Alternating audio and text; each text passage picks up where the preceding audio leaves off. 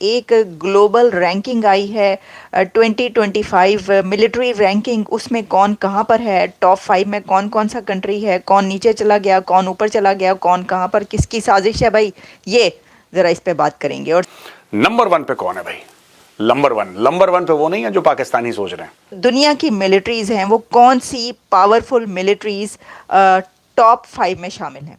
वैसे तो टॉप 10 भी कह सकते हैं आप, टॉप 20 भी कह सकते हैं। पूरी दुनिया के कंट्रीज़ की ज़ाहिर फौज है, फौज जफ़र मौज जो है वो पूरी दुनिया की है।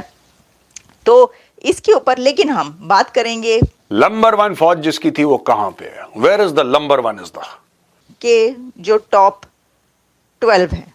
अब आप कहेंगे टॉप 12 क्यों, टॉप 5 या टॉप 10 क्यों नहीं? तो टॉप 12 इसलिए कि इसकी खास वजह है जो आपको भी पता चल जाएगी। पहले टॉप 10 में हुआ करते थे, वो खत्म हो गए, वो पहले 10 की सूची से हो गए बाहर। एक ग्लोबल रैंकिंग आई है 2025 मिलिट्री रैंकिंग। उसमें कौन कहाँ पर है, टॉप 5 में कौन कौन सा कंट्री है, कौन नीचे चला गया, कौन ऊपर चला गया, कौन कहाँ पर, किसकी साजिश है भाई, ये ज़रा इस पे बात करेंगे। और जो दुनिया की मिलिट्रीज़ हैं वो कौन सी पावरफुल मिलिट्रीज़ टॉप 5 में शामिल हैं। वैसे तो टॉप 10 भी कह सकते हैं आप, टॉप 20 भी कह सकते हैं। पूरी दुनिया के कंट्रीज़ की ज़ाहिर फौज है, फौज जफ़र मौज जो है वो पूरी दुनिया की है। तो इसके ऊपर लेकिन हम बात करेंगे कि जो टॉप 12 हैं। अब आप कहेंगे टॉप 12 क्यों, टॉप 5 या टॉप 10 क्यों नहीं? तो टॉप 12 इसलिए कि इसकी ख़ास वजह है जो आपको भी पता चल जाएगी। सबसे पहला जो कंट्री आ रहा है, यानी दुनिया की number 1 top of the list military, powerful military, वो है यूनाइटेड स्टेट्स ऑफ अमेरिका।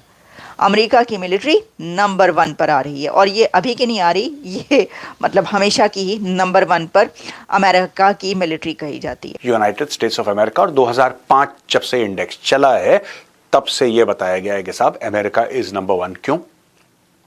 उसके 2-3 वजूहात हैं। सबसे पहले जो अमेरिका का जो मिलिट्री कॉम्प्लेक्स है, इंडस्ट्रियल कॉम्प्लेक्स है, मैन्युफैक्चरिंग कैपेबिलिटी है, वो बहुत इंपॉर्टेंट चीज है।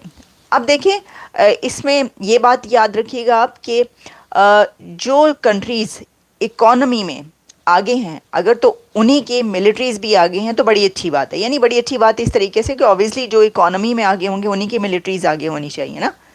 एक अंडरस्टूड बात है या एक लॉजिकल बात तो यही बनती है। खास तौर से अगर हम बात करें यूनाइटेड स्टेट्स ऑफ अमेरिका के एयरक्राफ्ट कैरियर्स, दोस्तों किसी के पास इतने एयरक्राफ्ट कैरियर्स नहीं है, और इनके सारे के सारे न्यूक्लियर हैं। Most of them are 100,000 ton displacement. ये एयरक्राफ्ट कैरियर यानी कि ability to project American fire power and American foreign policy across the world. America के पास एक ऐसी नेवी है जो दुनिया में कहीं भी पहुंच सकती है। दुनिया भर में अमेरिका के हंड्रेड्स ऑफ छोटे या बड़े बेसेस हैं, they have military bases across the world.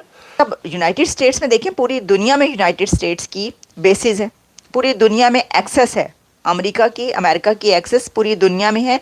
Military access की हम बात कर रहे हैं, इराक से लेकर और कहाँ कहाँ तक आप जानते हैं, सीरिया तक। तो इसके अंदर सिर्फ यही नहीं बल्कि जो मिलिट्री बेसिस हैं वो भी पूरी दुनिया में हैं, सबसे ज़्यादा हैं। और फिर नेवी बेसिस की भी अगर बात कर लें तो वो भी अमेरिका की सबसे ज़्यादा है। इनके अफ्रीका में मिलिट्री बेसेस हैं, इनके एशिया में मिलिट्री बेस हैं, इनके ऑस्ट्रेलिया से लेकर आप you name the place, and there is an American military base. तो जो रीच है अमेरिकन आर्म्ड फोर्सेस की, जो रीच है अमेरिका के एयरक्राफ्ट कैरियर्स की, अमेरिका के सैटेलाइट्स की, that is across the world. America is the undisputed leader in military fire power across the world. Second number पर कौन है? सेकंड नंबर पर है रशिया। अमेरिका के पीछे पीछे है रशिया। तो रूस जो है वो 2025 में मिलिट्री रैंकिंग में सेकंड नंबर पर आया है। लेकिन आप ये बात याद रखिएगा कि रशिया की जो रैंकिंग है उसमें कमी हुई है, यानी जो उसके पॉइंट्स हैं वो कम हुए हैं, और उसकी वजह आप जानते हैं। रशिया की एक खासियत है कि रशिया की बहुत बड़ी मिलिट्री है, रशिया का भी एक बहुत बड़ा एक मिलिट्री इंडस्ट्रियल कॉम्प्लेक्स है। रशिया को थोड़ा झटका जरूर लगा है यूक्रेन वॉर की वजह से, क्योंकि लोगों का ऐसा मानना था कि साहब रूस है, मिलिट्री सुपर पावर है, यूक्रेन को 2 मिनट में निपटा देगा। नंबर 3 पर कौन है? नंबर 3 पर है ग्लोबल मिलिट्री रैंकिंग में China. China has the largest navy in the world. अच्छा, अभी मैंने बोला कि American navy is the most powerful, अब मैं कह रहा हूं कि चाइनीज नेवी सबसे बड़ी है। नहीं, देखिए, in terms of numbers Chinese navy सबसे बड़ी है। The Chinese are launching aircraft carrier after aircraft carrier. 3 aircraft carrier उनके ऑपरेशनल हैं और 2025 में कहते हैं कि एक और एयरक्राफ्ट कैरियर वो लोग लॉन्च करना चाहते हैं। जो 5th जनरेशन फाइटर जेट्स उन्होंने लॉन्च करे थे हाल फिलहाल में, और उन्होंने उसको डिप्लॉय भी करा तिब्बत में। मैं J-20 की बात कर रहा हूं, नेवल वर्जन भी तैयार हो रहे हैं। So they will have a 5th generation fighter jet taking off from their aircraft carriers also. Number 4 पे है दोस्तों इंडिया। इंडिया पहले भी नंबर 4 पे था, इंडिया आज भी नंबर 4 पे है, और इंडिया के पॉइंट जो परसेंटेज है वो थोड़े से बेहतर हुए हैं। लेटेस्ट वेपन्स और इक्विपमेंट इंडिया ने अपने they have absorbed into the system. India ने अपने खुद का एक एयरक्राफ्ट कैरियर लॉन्च करा है। The aircraft carrier of course INS Vikrant आप सबने देखा। इंडिया एक और अपना एयरक्राफ्ट कैरियर बना रहा है। इंडिया ने काफी वेपन्स इंपोर्ट भी करे, और ये जो आत्मनिर्भरता वाली चीज है इसने भारत को बहुत फायदा दिया। तो India, you are number 4 military in the world. तो 4th नंबर पर भारत आ चुका है। अब इसकी भी इकोनॉमी देख लीजिए। 5th नंबर पर इकोनॉमी है इंडिया की, और 4th नंबर पर मिलिट्री, यानी मिलिट्री इकोनॉमी से भी ऊपर जा चुकी है। भारत की इकोनॉमी भी 5th नंबर पर, मिलिट्री 4th नंबर पर, और ठीक है, कमाल है भाई इंडिया। अच्छा, एंड नंबर 12 पर कौन है? क्योंकि नंबर 12 के बाद मैं नहीं आपको बता रही कौन सी, बस 12 तक काफ़ी है। अब सोचिए आप नंबर 12 पे कौन होगा? सर, वो जो नंबर 6 पर थे, 6ठे नंबर पर नंबर 1 जो थे वो 12 नंबर पर आ चुके हैं। 12वें नंबर पर पाकिस्तान की मिलिट्री आ चुकी है। 12 नंबर पे 2025 ग्लोबल रैंकिंग। भाई, ये जिसने भी ग्लोबल रैंकिंग की है मैं वहाँ से देखकर बता रही हूँ, मेरी अपनी कोई ग्लोबल रैंकिंग ये नहीं है। और ये किसकी साजिश है? मैं आपको बताता हूं कि पाकिस्तान ने क्या गलती करी है। ये जो पाकिस्तान पहले आई थिंक नंबर 8 पे था, if I am not mistaken, अब वो नंबर 12 पे चला गया। ये 4 पॉइंट की ड्रॉप क्यों हुआ उसके फौज में, मैं आपको बताता हूं। 2-3 बातें हैं। पहली चीज तो ये है कि अगर ये कहा जाएगा कि ये राह की साजिश है, तो उन्होंने तो कोई साजिश करते हुए नजर नहीं आ रहे। लेकिन ये साजिश है TTP की, ये साजिश है अफगानिस्तान की, या ये वो तो कहेंगे ये साजिश है कैदी नंबर 804 की। भाई, एक 800 कैदी नंबर 804 जो है लेके बैठ गया सबको। ये देख लें आप, मतलब कि वो 6ठे से जो है वो 12वें पे ले आया।